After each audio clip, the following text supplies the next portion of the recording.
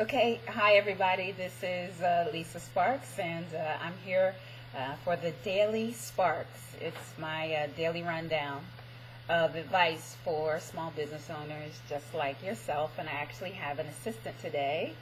Here's my little assistant, Neo Sparks, my little 2.5-year-old Yorkie.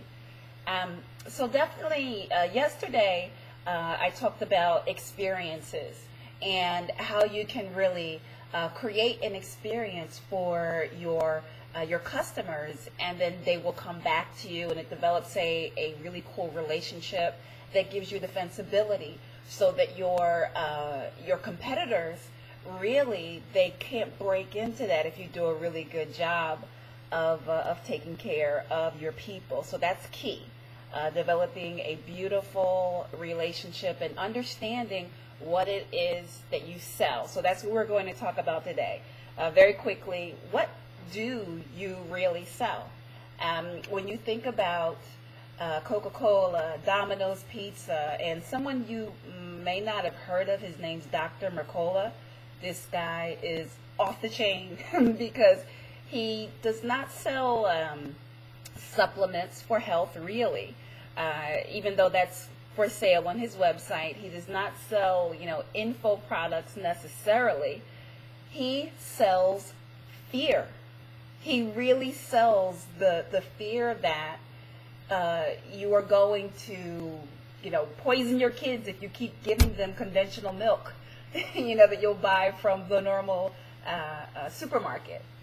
And so once he has done a really good job of selling that fear, then you make up your own mind to purchase, things that are a solution. All he has to do is just give you an array of options, and you get to choose. Maybe, he'll even recommend, okay, instead of cow's milk, you may want to try goat's milk, and here are some cool places to get goat's milk. And so he looks like a hero, but at first he was selling his audience, the fear that unconsciously you're hurting your child without even knowing it. You think you're giving your kid milk and it's a good thing, and then all of a sudden, Dr. Mercola, this big authority on health, says, that it's got all these chemicals and these hormones, and that's why kids are growing too quickly, and that's why they're getting sick, dot, dot, dot. And so once he's done selling that, fear, that anxiety, the products that he has on his website sells themselves. They sell themselves.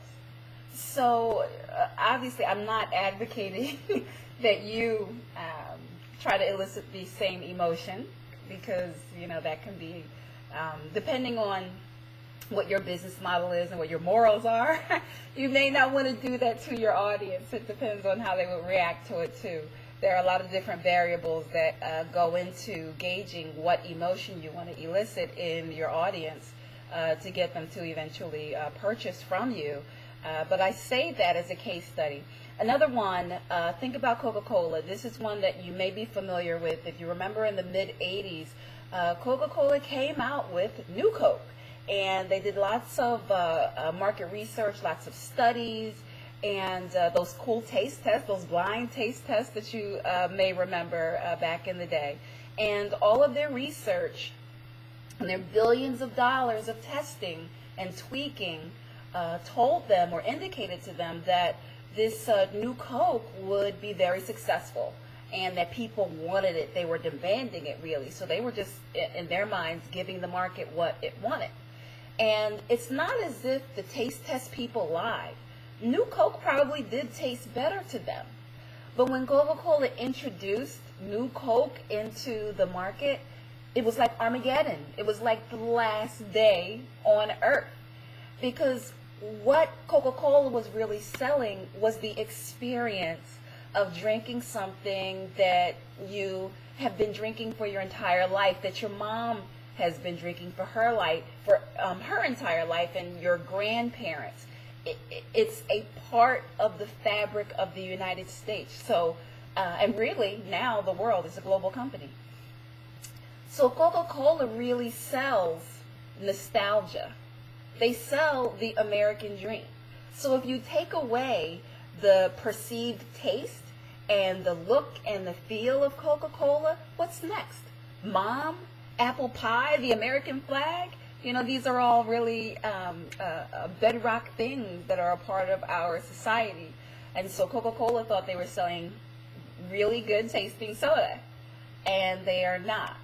They are selling your memories of drinking Coca-Cola when you're a kid. They are selling their long history of being a company here in the United States and being a part of pop culture within the United States. That's really what they're selling. Even overseas, that's what they're selling. You know, that's an iconic slash and the red and white contrasting. That's really what's going on there. So you, as a small business owner, how can you take those concepts and really drill down and make them your own? Well, it comes down to really getting to know your audience and doing some interesting research. And we're going to cover that on Monday at the next Daily Sparks. Thanks so much, guys. I love you. Talk to you soon. Bye.